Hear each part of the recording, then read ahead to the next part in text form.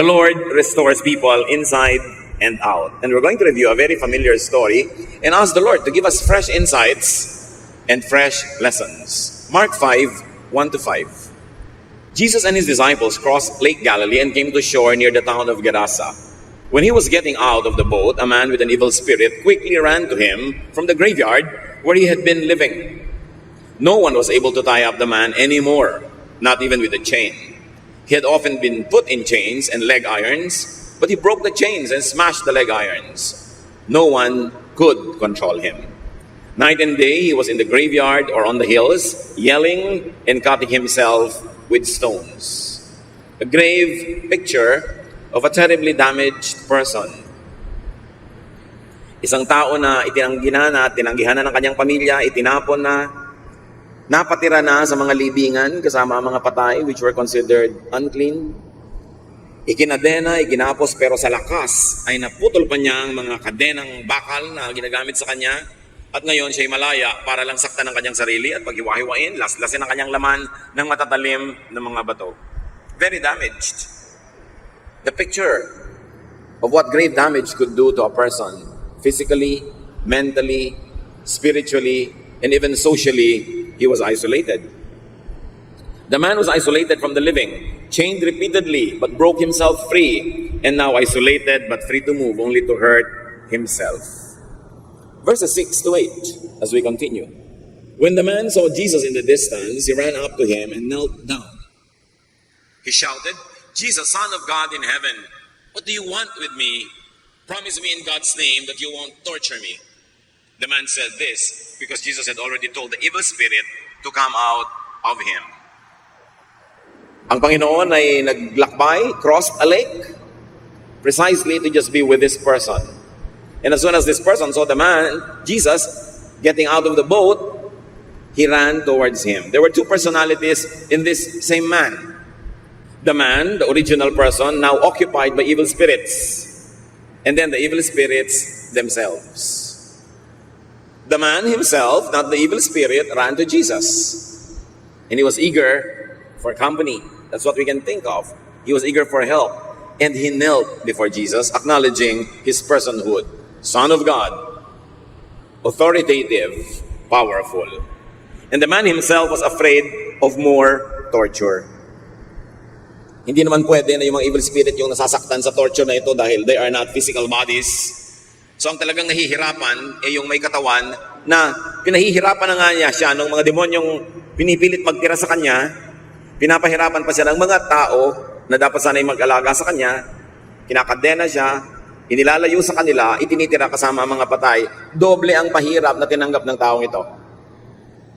Pahirap mula doon sa mga espiritu at pahirap sa mga tao na ginusto lang ng mga taong guminhawa ang pakiramdam nila, huwag silang mag-alala, huwag silang matakot. Ang solusyon, itapon itong pasyente, itira sa mga patay, ikadena para walang maabala. So takot na ang taong ito na masaktan pa muli at madagdagan pa ang sakit na kanyang dinaranas. Kaya sabi niya kay Jesus, huwag niyo naman akong saktan, huwag niyo nang dagdagan pa ang mga parusang tinatanggap ng aking katawan, ng aking pagkatao. Sinabi niya yon dahil nga inutusan na ni Jesus yung mga espiritong umalis sa taong ito. The man and the evil spirit occupying him were often treated and tortured as one. Pinaniniwalaan ng mga tao sa paligid na siya tinitira naman sa mga espiritu. Siya sinasaktan nila yung tao, itinatali. Dahil gusto nilang itali at parusahan yung mga espiritu, pero ang nagdurusa yung tao na may katawan. And really, only the man suffers. Sometimes in our lives, brothers and sisters, the cure afflicts more than the illness itself. And many religious solutions could hurt more than help people. Sa kagustuhan mong ituwid ang isang nagkamali, ay itatakwil mo na siya, ipupwera mo na siya, ititiwalag mo na, paparusahan ng katakot-takot. Doble tuloy ang naging parusa sa kanya. Merong mga babaeng nagiging dalagang ina, tinakbuhan ng boyfriend, tapos itatakwil pa ng mga magulang at pamilya na dapat sana itutulong, uunawa, bagamat magtuturo ng leksyon, pero doble ang pinanggagalingan ng suffering niya. At natitriple ito kung yung pamilya niya religyoso. Dahil hindi na lang iisipin ng pamilya na wala kang asawa, nagkaanak ka, kundi ano sasabihin ng mga brothers and sisters natin sa church? Ano magiging image natin? Worker pa naman tayo, pastor pa naman ang tatay mo, etc. Dumudoble ang pahirap mas religyoso yung mga tao. Hindi na naiisip yung pasyente, ang naiisip ay how to save face, paano aalagaan ang kanilang reputasyon, at paano magpaparusa sa nagkamali. Hindi malayo sa kwento ng taong ito ang nangyayari sa buhay ng marami ring tao ngayon na natitirhan ng kung anumang masamang espiritu, nakakagawa ng mali, pero ang parusang tinatanggap, higit pa sa dapat sana ay tanggapin na pagduduwid. So, in torturing this person, the crowds do not isolate the man from the spirit, the victim from the victimizer, the polluted from the pollutant, the sinner from the sin. Kahalo-halo na yun sa paningin ng mga tao, sa kanila iisa na lang yun, kaya dahil ayaw nila sa spirito, ayaw na rin nila doon sa tao, natakwil na. In driving the illegal occupant out, the torture happens also to be endured by the house owner or the person who owns the body. Ganito mga kapatid ang sibilisasyon. Up to a point, meron namang dahilan. Pero bakit may mga batas, bakit may mga kulungan ng isang kabihasnan? Para yung kapakanan ng nakararami ay i-protect sa mga ginagawa ng kabilang sa minority. Kaya ang mga sibilisasyon ay may mga tradisyon, may mga paraan sila ng pagpaparusa sa lumalabag sa tradisyon, merong mga kulungan para ikulong doon yung hindi nila katulad, yung ibang mag-isip, yung ibang andar ng utak, yung nakakasira sa paningin nila, sa buhay, sa pagpapahalaga, sa value, sa system ng mga nakararami. Dapat yun alisin sa kalagitnaan ng marami, ihiwalay, ikulong. Ganun ang ginagawa. Kaya yung mga may ketong nung araw, itinatapon sa mga leprosarium, sa mga lepers colonies. Bahala na sila sa buhay nila dyan na malungkot, mapahiwalay sa pamilya, pero dapat yung nakararami ma-protect. Ganon din ang mga tradisyon. Iba ka mag-isip iba ang pamamaraan mo sa buhay, iba ang sistema mo, kakaiba ang iyong pagkatao, ihihiwalay ka namin, baka kasi ayaw ka namin tingnan, nandidiri kami, na-offend kami, nalalagay kami sa panganib, ang solusyon, ikukulong ka na lang namin para tahimik kami. It's really the oppression of the majority against the minority. Very interesting of all, nang dumating ang Panginoong Jesus, ang sobrang niyang binigyan ng pansin at ministry, yung mga minority, yung mga itinatapon ng tradisyon, itinatakwil, hindi tinatanggap sa templo, hindi pinapayagang mag-worship, yung ayaw makasalamuha ng mga relihiyoso, yung mga nilalait, yun ang nakasalamuha at pinuntahan ng Panginoon. That's why He was called a friend of sinners and tax collectors. At eto, napatunayan na naman natin, ang pinuntahan na naman ng Panginoon, hindi yung nakararami doon sa kabayanan, kundi itong nag-iisang nakabukod na nakatira sa mga libingan, considered unclean, wala nang nagmamalasakit pa kahit sariling pamilya, dahil nakakadiring tingnan, nakakatakot kasama, itapon na lang. Yun ang solusyon. Itong mga taong to ang pinupuntahan ng Panginoon. Because the wonderful love of God is very, very specially caring and kind to the underdog, to those that fall in the cracks, to the minorities whose lives are trivialized, minimized, and even demonized by the majority. Because they are not comfortable with what the minorities think of, with what they do, and what they want. The solution, ikadena, itapon among the dead. Jesus' love crosses the lake for just one person that society had actually discarded. At kung tayo, o mga mahal natin sa buhay mga kapatid, ang nakakaranas na tayo nire-reject ng mga tao, nadudumihan sa atin, nandidiri, nai-insecure, nawiwirdan, natatakot, na abnormalan, Jesus knows and Jesus cares for these people. And Jesus crosses not only a lake, but crosses the sky. He crosses the gulf, the difference, the gap between heaven and earth to care for people like this one. At sabi nga ng tao sa kanya, huwag niyo naman po ako nasaktan, sobra na nga ako nasaktan eh. Mark 5:9-10, Jesus asked, "What is your name?" The man answered, "My name is Lots," or other versions say Legion, because I have lots of evil spirits. Then he begged Jesus not to send them away. This time, ang kausap naman ng Panginoon, hindi na yung taong may katawan, kundi yung nga espiritong nakatira doon sa tao.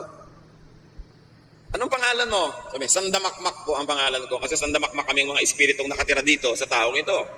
And please lang, kung papaalisin nyo kami, payagan nyo kaming lumipad doon sa maraming sangdamakmak na baboy na yon na nanginginain sa kabilang bakuran. 11-13, over on the hillside, a large herd of pigs was feeding. So the evil spirits begged Jesus, "Send us into those pigs. Let us go into them." Jesus then let them go, and they went out of the man and into the pigs.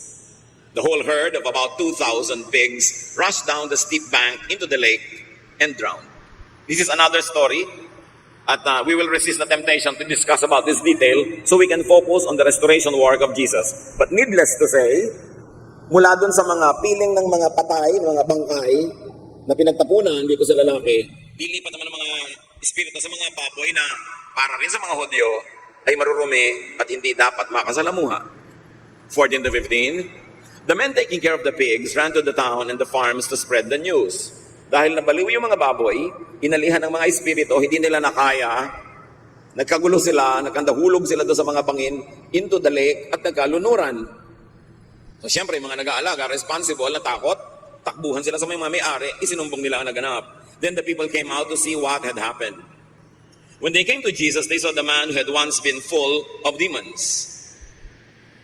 He was sitting there with his clothes on and in his right mind, and they were terrified.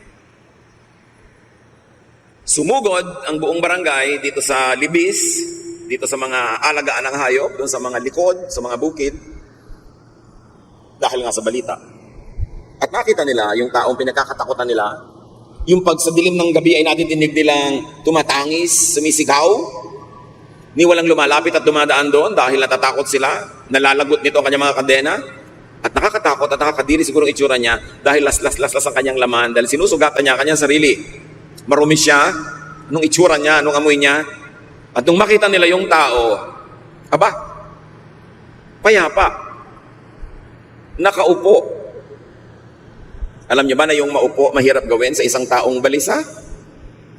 Sa isang taong hindi mapakali dahil may problema, may nararamdaman? Pero nakataupo, ibig sabihin, payapa, tahimik. At may damit na. Ibig sabihin, hubot-hubad pa siya bago siya pinagaling ni Jesus. Natakot yung mga tao. Mga tao talaga baligtad. Ngayon kung kailan naman na-restore na itong isang ito, saka pa sila natakot. Hindi mo alam kung natakot sila na dahil sa kwento ng mga baboy na namatay, o natakot sila na sobrang makapangyarihan pala ang Jesus na ito. Kung ano man ay kinatakot nila, hindi pinapaliwanag sa atin. But what is important for us to notice at this point is that the man had been restored internally, inside. Pinagharian ng Diyos ang kanyang puso. Ang puso niya, naging kaharian ng Diyos, bumaba sa kanya ang kingdom of God. Sapagkat yung kingdom of God, hindi lang nandun sa malayong langit. Sino man ang pagharian ng Diyos sa kanyang puso, yung puso niya nagiging kingdom of God. Kaya sinabi ni Lord, the kingdom of God is within you. At yun ang goal natin mga kapatid. Una, pumunta doon sa kingdom niya na malayo dito sa ating buhay ngayon. At habang wala pa tayo doon, mapapaba yung kingdom of God into our own personal lives. Kaya yung prayer natin, Thy kingdom come, Thy will be done on earth, in my heart, as it is in heaven. So dalawang lugar na paghaharian ng Diyos, yung kaharian niya sa kalangitan at ang puso ng isang taong tatanggap sa Kanya. Obviously, this man who had been filled with evil spirit had now been filled with the Holy Spirit of God.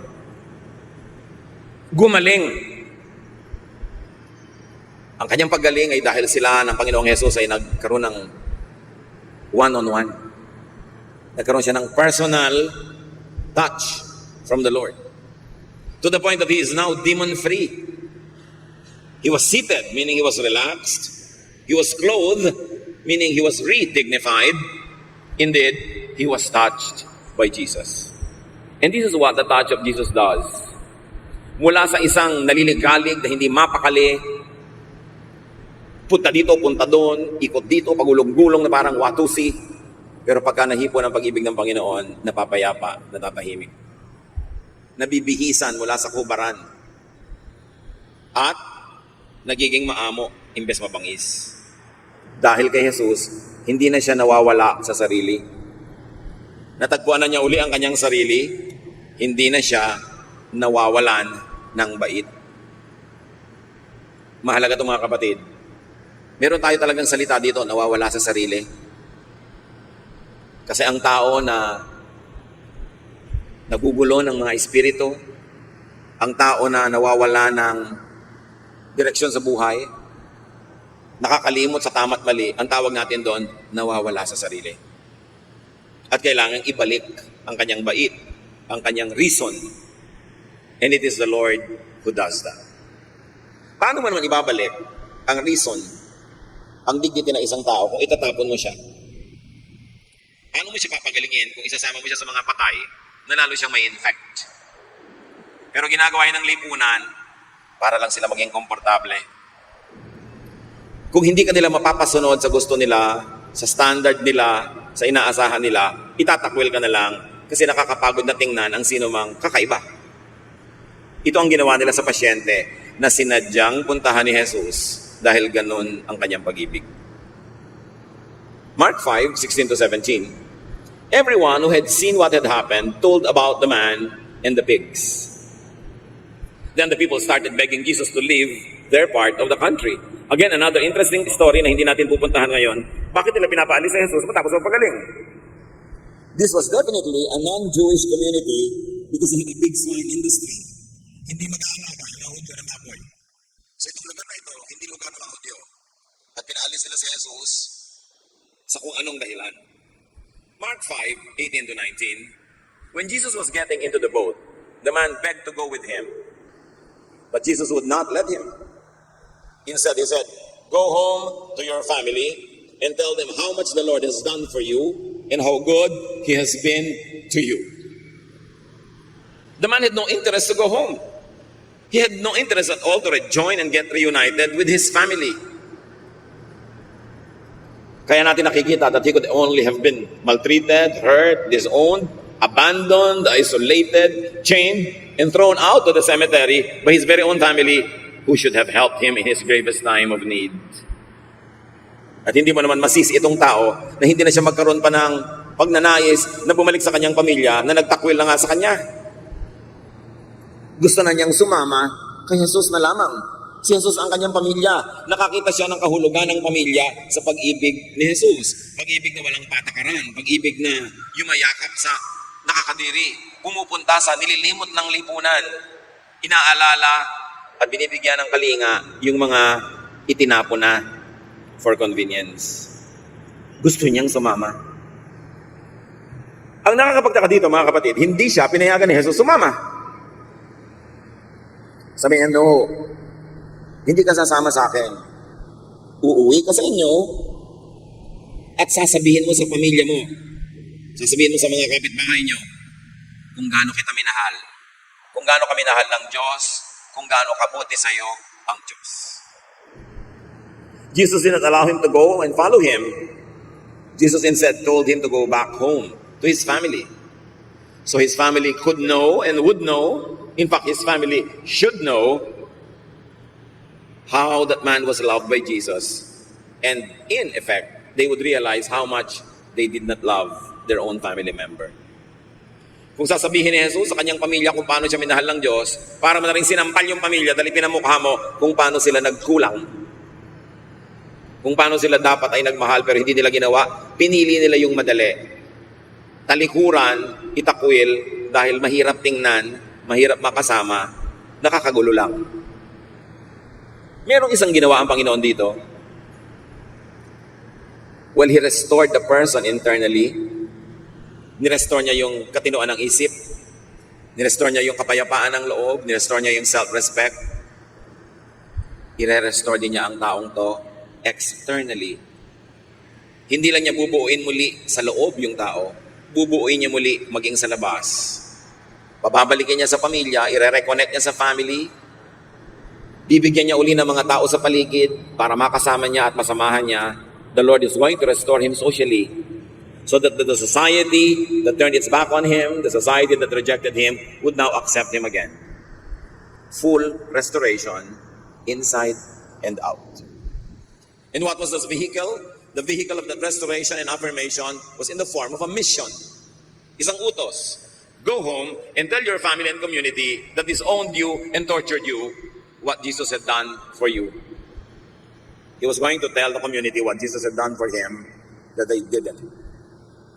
He was going to tell the people how much Jesus had loved him and how much they didn't. He was going to tell them how he could also have loved all the others. Sa pag-ibig na ibinigay ni Jesus sa taong ito, ipinakita ni Jesus kung paano magmamahal tayong lahat dapat. Kung paano tayo dapat ding umasang mamamahal. ng mga sarili-sarili nating communities. Interestingly, the restoration came in the form of a command or a mission. Go home and tell your family about this. Sa biglang tingin, parang inutusan lang. Ang concern ni Jesus ay mabalitaan din ng iba kung gaano kabuti ang Diyos. Pero ang totoo, binubuo niya pati yung mga relasyon ng taong ito na nalagot at nasira mula nang itinakwil siya ng mga tao. Gusto niya full restoration. In the form of a mission. In the form of an errand. Mga kapatid, may mga ipinapagawa sa atin ng Diyos. May mga ministry ipinapagawa sa atin na ang totoong beneficiary, tayo rin. Na pag ginagawa natin yon, hindi natin alam, nabubuong muli o kaya nasisimulan na magkaroon tayo ng magandang pakikipagmabutihan sa ating kapwa-tao, nabibigyan ulit tayo ng halaga. Kung wala kang kahalaga, biglang nagkakaroon ka ng ministry, pinapahalagahan ka ng Diyos. Hindi ka lang para utusan o gamitin. When the Lord uses us in ministry, He's actually restoring us. He's actually putting us in the center of His economy so we can be feeling important again or important for the first time. Binibigyan tayo tuloy ng mga paglilingkuran para maging mga kaibigan natin na sa panahon ng ating mga pangangailangan ay maglilingkod din sa atin. Hindi utos ng utos ang Diyos para lang magutos. May kabulukan ng paglilingkod sa Diyos. May katuturan ng pagsunod sa kanyang mga utos kahit kung minsan sa kababawan ng ating pag-unawa sa sandaling yon ay hindi natin lubos na naiintindihan, sumunod na lang tayo. Because God is good. Because God always likes to help us, to heal us, and to restore us. At kung dadaanin lang niya sa request na parang optional, baka hindi pa natin gawin. Kaya inuutos na lang. Pero sa mga masunurin, nalalaman natin sa bandang huli, inuutosan tayo ng Diyos, ginagamit tayo ng Diyos para sa sarili nating ikabubuti. Kasi hindi naman manggagamit ang Diyos. God does not need anybody. Kinreate niya ang mundo ng walang tao. Huling-huli nga niyang kinreate ang tao. Pero bakit ka ngayon ginagamit? Kailangan ka ba? No. Kailangan mo yon. At kailangan natin ang isa't isa. Napakalakas magpagaling ng mga sugat ng ating emosyon, ng ating damdamin, yung ma-appreciate tayo ng kapwa. May magawa tayong mabuti, matanggap nila tayo at mapuri. At ito ang gusto ng Panginoong maganap sa lalaking ito. Jesus resisted the urge to have another follower in His company. And Jesus prioritized the man's reunion with his family. Sa niya, hindi ka sasama sa akin, ang gagawin mo, makikipag-reunion ka sa pamilya mo. Babalik ka doon, ipamukha mo sa kanila at ipakita kung gaano kami nahal ng Diyos para malaman nila kung paano dapat magmahal, hindi lang sa iyo, kundi sa iba pa rin. At dahil tumanggap ka ng pag-ibig na ito, ikaw din mamahalin mo sila. Merong healing power yung ministry ng tao ito sa kanyang sariling bayan. Jesus wanted the man's family and community to know how to love. To know about the power of God's love. That they too needed to know Jesus. At hindi man nagpunta ang Panginoon personally ito sa lugar na tinitirhan ng lalaking ito, binigyan niya ng utos, kapangyarihan, empowerment, anointing ang lalaking ito para mangusap in behalf of God, in behalf of Jesus Himself. At dapat sana na-realize ng mga tao sa bayan na yon, sila man, pwede naman nilang paalisin yung masamang espiritu doon sa lalaki. Kaya lang ang pinili nila yung parang mas madali. Yung lalaki na lang ang pinaalis nila. Bakit natin nasabi na pwede naman sila magpalaya sa masamang espiritu kahit wala doon si Jesus, but in the name of the Lord? Luke 9:49, Master, said John, we saw someone driving out demons in your name. And we tried to stop him because he is not one of us. Do not stop him, Jesus said, for whoever is not against you is for you. So merong mga hindi nila kasapi, hindi kasama sa kanilang circle, nakita nila John at iba pa mga apostles, nagpapalaya sa masamang espiritu sa pangalan ni Jesus. Pinigil nila yung tao. Sabi, hoy, wala kang karapatan nagamitin ang pangalang yan, wala kang karapatan na magpalaya sa masamang espiritu kasi hindi ka naman namin member. At dali-dali sila nagpunta kay Jesus, ipinagmamalaki ang ginawa nila, akala nila sila yung mapupuri because they were very exclusive. Tayo lang ang tama, tayo lang ang may karapatan, tayo lang. Kaya sinabi nila sa Panginoon, pinigil po namin yung lalaki, nagpapalaya sa masamang espiritu sa pangalan nyo, hindi naman natin siya kasapi. Sabi ni Lord, huwag niyong pigilin yung mga ganun. Yung hindi naman lumalaban sa inyo ng harapan, actually, kakampi nyo. At kung nagpapalaya sila ng masasamang espiritu, hindi sila kalaban. Kakampi nyo sila kahit hindi sila kasapi. Nakita nyo, si Lord, hindi siya sectarian. Hindi siya congregationalist. Hindi siya exclusive. At hindi siya separatist. Hindi niya sinosolo. So niya, sige, basta gumagawa ng mabuting kakampi nyo yan. Huwag niyong ituring na kalaban. Pero ang mahalaga na tingnan natin ngayon mga kapatid, nagagawa at ginagawa ng iba. Pwede tayong magpaalis ng masasamang espiritu sa pangalan ni Jesus. Hindi naman tayo ang may kapangyarihan, yung pangalan niya. Pero hindi mo naman gagamitin na parang magic formula. Kailangan talaga naniniwala ka sa kapangyarihan ng Panginoon and you can drive out demons. At hindi mo kailangan makipagbakbakan, makipagboxing, makipag-wrestling sa masasamang espiritu. James 4:7, submit yourselves then to God. Resist the devil and he will flee from you. Sabi niya, kung ikaw ay nagpapasakop sa Diyos, tanggihan mo lang yung masamang espiritu at nagmamadali pa yun nalalayo sa'yo. Hindi mo kailangang labanan, hindi mo kailangang magpagod, tanggihan mo lang. Basta ikaw ay sumusuko sa Panginoon, nagpapasakop sa Kanya, may kapangyarihan, yung simple mong pagtanggi, hindi kailangan ng drama, hindi kailangan ng ritual, hindi kailangan ng kung ano-anong mga formula, tanggihan mo lang. At ito ay isang kapangyarihan ng mga anak ng Diyos sa bihira nating nagagamit mga kapatid. The power to just resist. Because God is going to give you a temptation that is beyond your power. God yung ating creator, manufacturer, alam niya ang ating limit. Hindi niya tayo bibigyan ng tukso, ng pahirap, ng pagsubok, na hindi natin kaya. So pag hindi natin kinaya, pag bumigay tayo, ibig sabihin, choice mo lang yun. Pero pwede ka mag-resist. You don't even need to fight the devil. Ang lakas ng devil, lalabanan mo. No. Mas malakas si Lord. Greater is He that is in you than he that is in the world. So in the name of the one who is in you, just resist. Say no. And the devil will flee. So pwede tayo magpaalis. Anong ending ng kwento? Mark 5:20. The man went away into the region near the 10 cities known as Decapolis and began telling everyone how much Jesus had done for him. Everyone who heard what had happened was amazed. Sinunod niya ang Panginoon, umuwi siya sa kanyang bayan, at nagmisyon, ipinamalita kung gaano kabuti si Jesus. Yun lang naman talaga ang ibig sabihin ng testimony, mga kapatid. Yun naman talaga ang ibig sabihin ng mission to win souls. Just tell of the wonders of God. Just tell how much love from God you have received and enjoyed. Just tell about how much restoration God has done to you and for you. Hindi mo kailangang mangdebate. Hindi mo kailangang pintasan ang mga ibang relihiyon. Hindi mo kailangang mamintas ng sino man. Ang gawin mo lang, ipamalita mo kung gaano kabuti ang Diyos sa iyo. Yun lang naman ang inuutos. Dinagdagan na ng mga tao over time na iba na tuloy yung misyon. Just tell people how good God is. And bring them to the feet of the Lord. We should all go back to old-fashioned soul winning. Huwag natin gawin yung church sa parang exclusive club na nadiskubre mo na, ikaw na lang nang ikaw pupunta para makinabang doon. Dapat lagi tayong may dalang mga kaibigan, mga kamag-anak, because we should tell them about how good the Lord is. We tell them personally, and because we cannot tell the whole story, we bring them to church so that the singers, the ministers, the teachers, the preachers can help you tell that story, and the person will benefit to the max. The person will have the full benefit. Mga kapatid, ibalik natin ang pag-ibig sa mga lost souls.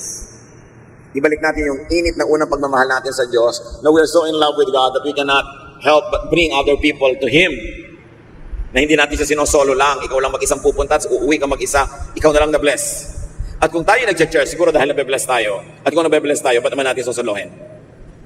Bring people to the Lord. Kaya lang naman kung minsan ayaw sumama dahil dinedebate, pinipilit i-convert, pinipilit na paguhin agad bigla-bigla. Just let people hear of the goodness of God. And I tell you, no matter how gifted you are, you can never tell the complete story. You need many other helpers to tell that story. Bring people to church. Ibalik natin yung habit na yon. Don't appear before the Lord empty-handed. At hindi lang ang laman ng ating kamay ay offering. Meron din tayong hawak at akay-akay na mga mahal natin sa buhay na gusto nating makarinig din ng mga nakakapagpagaling na mga salita ng Diyos. So yun ang ginawa ng tao. What are some more lessons from Jesus in dealing with victims of evil spirits? Or victims of the sinful nature that had made that person susceptible to demonic oppression? Romans 7:15-25 give us a very important perspective. Paul speaks here. Sabi niya, I don't understand why I act the way I do. I don't do what I know is right. I do the things I hate. So I am not the one doing these evil things. The sin that lives in me is what does them. What a miserable person I am. Who will rescue me from this body that is doomed to die? Thank God, Jesus Christ will rescue me. Akala mo naman tayo yung nagsasalita dahil di ba nasasabi din natin sa sarili natin ito, gusto kong bumayat pero di ko magawa. Alam ko ang tamang gawin pero hindi naman yun nagagawa ko. Yung mabuting gusto kong gawin, hindi naman yun ang ending na nagagawa ko. Yung ayaw kong gawin, yun ang nangyayari. Don't feel alone. Paul, one of the greatest missionaries of all time, experienced the same thing.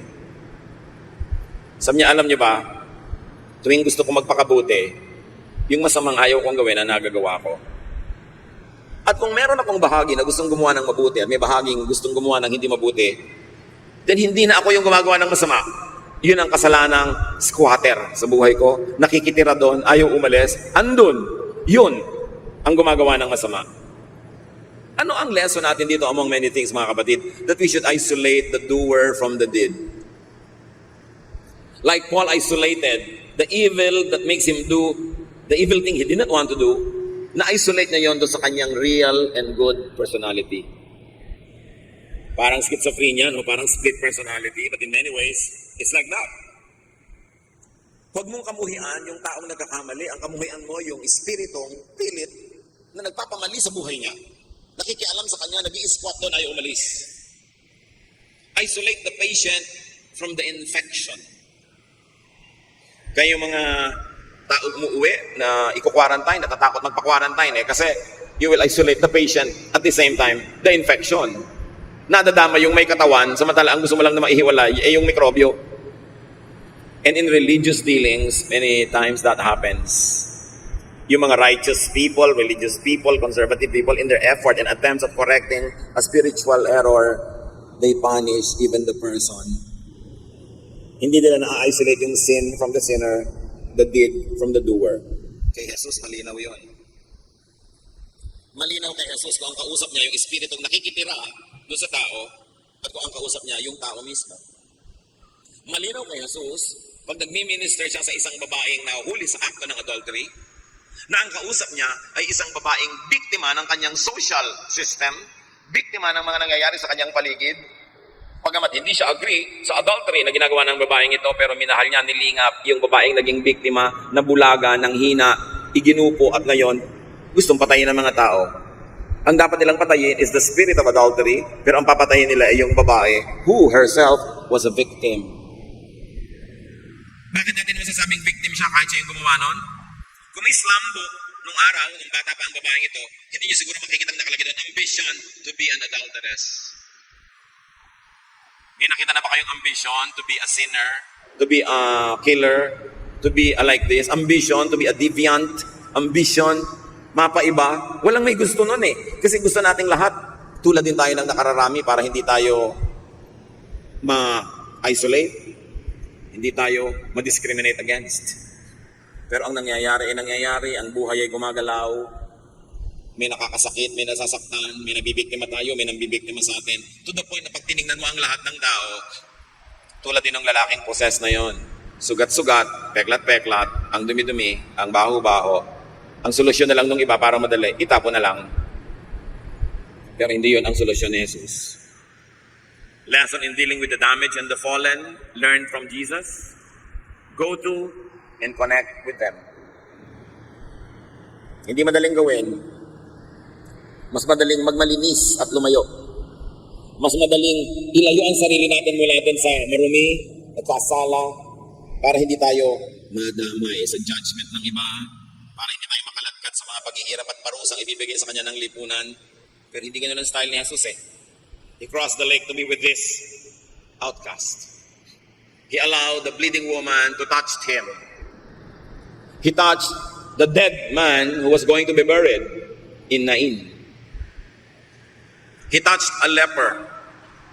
He dined and socialized with tax collectors and sinners. Kung may mga taong pupuntahan si Jesus ngayon, halimbawa dumating siya, gusto niya maghapunan, mananghalian, pupunta siya, sasama siya doon sa ganito mga tipo ng tao. Yung mga pinandidirihan, nililibak, itinatakwil, itinatapon kasi kakaiba. Kasi nakakatakot, nakakaskandalize. Pero si Jesus, yung mga taong yon ang niyayakap, minamahal. Sabi niya sa Luke 19:10, the Son of Man came to look for and save people who are lost. Hindi niya hahanapin yung, sino kaya ang pinakamalilinis ang buhay dito? Sino kaya ang pinaka-conservative dito? Sino ang pinaka-normal at average who belong to the majority? No! Ang hahanapin niya, sino kaya mga itinakwil dito? Sino yung itinapon? Sino yung nalaglag sa mga kanal? Sino yung mga nasa basurahan? Sino yung mga hinagis na lang sa mga kung saan madudumi at madidilim na sulok? Yun ang hahanapin ni Jesus. At kung nagkataong yun ka, napakapalad ng taong ito dahil hindi ka nililimot ni Jesus kahit gusto ka itakwil lang iba. Jesus came to seek and to save that which was lost. That's a great lesson. Another lesson from the Lord is do not cast them out. Do not drive them away. Do not consign them in cemeteries. Do not consign them among the dead. Pagka merong nag-aagaw buhay, huwag mong padaliin. Itulak mo na lang para malibing na. No, hilahin mo pataas para mabuhay muli. They would only worsen if they are disowned and discarded by squeamish society. And then isolate the illegal occupant from the homeowner, the evil spirit from the person, isolate the pollutant from the polluted. Paghiwalayin, tulad ng ginawa ni Paul. Sabi niya, meron akong totoong pagkataong mabuti, pero may nakikialam dito, may nag-i-squat. Paghiwalayin mo yun. Kaya hindi mo sasabihin sa taong, I hate you.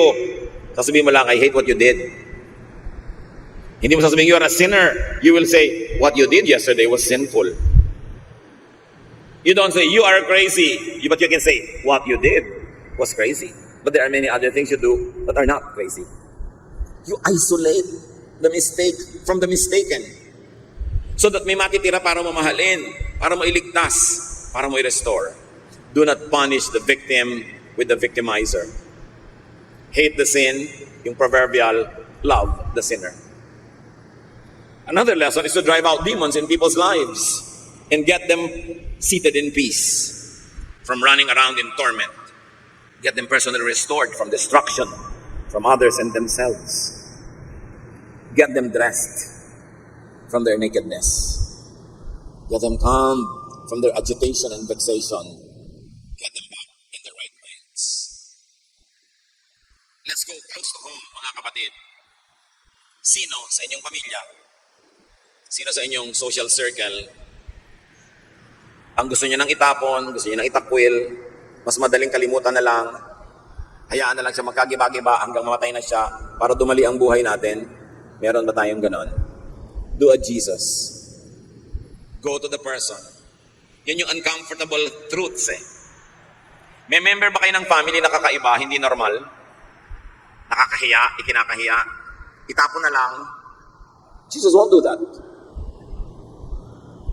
Meron ba tayong mga member ng family natin na lagi lang tayo napipiko? Hindi natin maipagmalaki. So, wag na lang. Learn from Jesus. Love people. Talaga ba na lahat na lang ng nagkakaganito ay demon-possessed? Or demons could be emotional and mental baggages? May mga tao parang inaalihan sila ng demonyo, sama ng ugali, gumagawa ng mali, violente. Pero marami sa kanila mga kapatid, psychiatrists will tell us, kulang lang sa pansin. Yung mga tinatawag nating possessed, kuminsan meron lang silang paranoia, acute depression, schizophrenia, or split personality. Alam niyo mga tao may schizophrenia, kuminsan nagsasalita na iba boses. Akala mo may espiritu sa loob. Siya rin yun. Yun daw mga tao, sabi ng mga psychiatrist na hindi nila masabi yung gusto nila talagang sabihin. Hindi nila maipahayag yung gusto nila ipahayag. Sakal na sakal sila, nagpapanggap sila, pigil na pigil, lalo ng conservative families, lalo ng may mga overly dominant members of the family. Yung kanilang psyche, yung kanilang kalooban, tries to survive by pretending to be sick.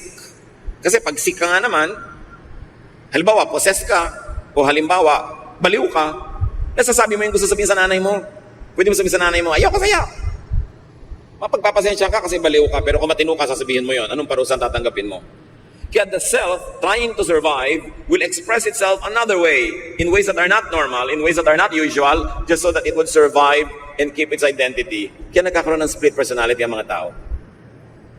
Pag mayroong mga split personality, yung sala sa init, sala sa lamig, mga extreme mood swings, may mga repression and suppression. Hindi maipahayag ang tunay na sarili dahil sinasakal ng kanyang kapaligiran, lalong-lalo ng kanyang pamilya. At dun magaling si Jesus. Ni minsan, wala siyang binigyan ng requirement na magbago ka muna bago kita mahalin. No. Minamahal muna ni Jesus yung mga tao. And in reaction to His love, they change. In a manner of speaking, they get delivered from evil. In a manner of speaking, the devil is cast out. Pero hindi laging meron talagang espiritu doon. Madalas, psychological, emotional, psychiatric issues. Na ang gamot lang naman ay konting himas, pansin, pagmamahal, walang patakarang pagtanggap, nare-restore ang mga tao. So think about our families. Sino sa pamilya yung napakahirap kasundo? Usually, kulang lang yan sa pag-ibig. Wala sigurong papa. Ang dami mga masusungit na tita. Wala lang kasing papa. Walang pag-ibig, ang sungit tuloy. Sumusungit yung mga nasuppress. Yung mga ating hindi nakapag-asawa sa pag-aaral sa mga kapatid. Ang init-init tuloy lagi ng ulo. Kasi nakikita niya yung wala sa kanya, tapos na-enjoy ng mga pinag-aaral lang niya, mga enjoy sa buhay. Kaya tuloy, sungit-sungit niya kumisan. Hindi lang kasi nagagawa yung gustong gawin. Lagi kasi pinipigil ng lipunan, laging masama yan, bawal yan. Nababaliw, nagkakaroon ng split personality, or at least na-damage yung kanyang personality. And Jesus teaches us how to heal this. With attention, with affection, with love. Yun pa rin ang pinakamabisang gamot. How to drive out evil spirits? Jesus is still the answer. The love and touch of Jesus is still the cure. It is still that therapy. So go, visit, connect with patients. Kumisan kasi sa sarili nating bahay, may mga outcast. Hindi naman natin itinatapon sa sementeryo, pero di natin pinapansin. Di natin pinapahalagahan, parang wala sila doon. Kaya sinasaktan nila ang kanilang sarili. Hinihiwa, hindi ng mga bato, kundi ng kung ano-ano. Maraming equivalent, mga kapatid. Yung ikinakadena, naghihiwa sa sarili, nagwawala, umiiyak. Maraming equivalent sa buhay natin yun ngayon. Yung kwento ay kwento, pero dapat hanapan natin yun ng katumbas sa mga buhay natin ngayon para pakinabangan natin yung kwento. Meron ba sa inyo, sa inyong circle of friends, na nakatali, nakagapos, hindi tinatanggap, itinatatwa, itinatakwil, kailangan nyo ng pag-ibig ni Jesus. At tayo na nakakakilala sa Panginoon, ang gagamitin niya. Ngayon, kung kayo mismo itong nakagapos na to, nakatali, sakal na sakal, sikil na sikil, hirap na hirap, alam nyo kung anong dapat yung gawin. Ask Jesus to set you free. Open your hearts to the love of Jesus. And the love of Jesus will heal all of us. Lahat naman tayo sugatan, lahat naman may problema, lahat merong tinitiis, sinisikil. Jesus is the answer. Yung walang patakaran niyang pag-ibig at pagtanggap, pwede natin ma-enjoy. Pero huwag niyong kalimutan to let other people enjoy it too. Accept, love, fellowship with the patient. Hindi kailangan lagi ng exorcism or casting out. Kailangan mo lang pansinin, mahalin, tanggapin ng tao. Mare-restore, magkakaroon ng halaga, gagaling. And what is the most effective way of driving out evil in people's lives? By filling their lives with your loving presence. Nagkakaroon ng space sa puso ng tao ang evil spirit kasi bakante yung puso, walang laman. Kasi hindi natin nilalamanan ng thoughtfulness, ng care, ng love. Vacuum tuloy. Alam nyo, the vacuum will attract anything. And if the heart is a vacuum, evil spirits will take possession of it. Para mawala ng karapatan yung mga evil spirit na manirahan sa puso ng tao, punuin natin yung puso na yun ng ating presensya, ng ating pansin, ng ating pag-ibig. Wala nang natirang space for evil. But many people, in search for love, in search for understanding and care, dangerously open themselves up to evil. Because the good don't care for them. Kaya napakahalaga ng healing na yun, mga kapatid. Fill the person with love And there's nothing else that you should do. Because a person that is loved and cared for, hindi titira ng mga espiritu. Why? Because love is the opposite of evil. And when a person is loved enough, evil spirit won't be comfortable being in that person. They will go away and find somebody who is not loved, somebody who is rejected, somebody who is judged, somebody who is isolated. Yun ang madali nilang tirhan. Kaya nga itong taong to, sang damakmak na yung nakatira sa kanya. Baka may iba pang aplikante, pero naramdaman lang ng tao yung pag-ibig ni Jesus. Wala namang ginawa si Jesus na ritual. Of course, pina-alliance niya yung mga evil spirit. Pero ang totoo nun, yung presensya niya, may sabihin man siya at wala, lalayas na yung spirit. Nung minahal niya at pinahalagahan yung tao, tumalsik na yung mga spirit na wala na sila ng space. You know why some people around you are very difficult? Because they are not loved enough. And God can use you to love them, to drive away evil spirit. And you know why many of us are also difficult? Because we are not loved enough. So open yourself to love. Huwag kang masyadong mapili kung sino magmamahal sa'yo. Pag minamahal ka, tanggapin mo, makipagmahalan ka. Bilang kamag-anak, kaibigan. Hindi naman lahat romantic love. Kulang kayo sa romantic love, lagi kayo naghahanap dyan sa mga breakwater ng romantic love. Eh habang wala, mag-enjoy muna kayo ng family love, friendly love. At kung pagbibigyan kayo magkaroon kayo ng romantic love, tsaka, hindi lang naman yun ang love sa mundo. Kung talagang walang-wala na magmahal sa inyo, get a pet. Aba, ang pag-ibig ng isang asong alaga mo ay napakaganda rin. You are welcome every time. Kahit sa may sakit, kahit sa matamalay, pagdating mo, welcome ka. Mabuti pa kayo, kasi sa tao ka minsan, na meron pang, minsan nandun pa na ayaw ka papansinin. Ang daming pagmumula ng pag-ibig, if only you will open up yourself to love. But remember, you have so much love to give. Kung meron kayong member ng family na mahirap kasundo, malamang kulang lang yun sa himas, sa pag-ibig. Jesus has so much to teach us. Hindi lang mga matataas sa mga theology tungkol sa impyerno at langit, tungkol sa mga anghel at mga propeta, sa pang-araw-araw na buhay. Maging maibigin ka lang, ikaw ang greatest missionary. Hindi mo kailangan magsalita, magmahal ka lang, missionary ka. Because God is love. Dear Lord, we thank you for your love that is so wonderful. Made perfect and expressed in Jesus. Turuan niyo kami maging tulad ng iyong anak na si Jesus. Ang pinupuntahan, ang pinapansin, ang minamahal, yung itinatakwil ng lipunan. Yung itinatapon, yung hinuhusgahan. Teach us, O God. At kung meron man kayong mga anak dito na ngayon na kulang sa ganito, Panginoon, turuan mo kami magbukas ng puso sa maraming pwede pagmula ng pag-ibig, lalong-lalo yung pag-ibig na mula sa inyo. Nang mapuno kami at mawala ng lugar para sa mga ganitong spirits. Kung ano-anong complexes, kung ano-anong mga emotional illnesses. Heal us and then use us to heal others. Tulad nung taong dating siya ang pasyente na tinuruan ni Jesus na siyang maging daan ng kagalingan ng iba. Turuan mo kaming matuto mula sa kwentong ito, pabalik-balik at paulit-ulit naming napag-uusap-usapan, but teach us to find new meanings and new power in the love of Jesus expressed in this story.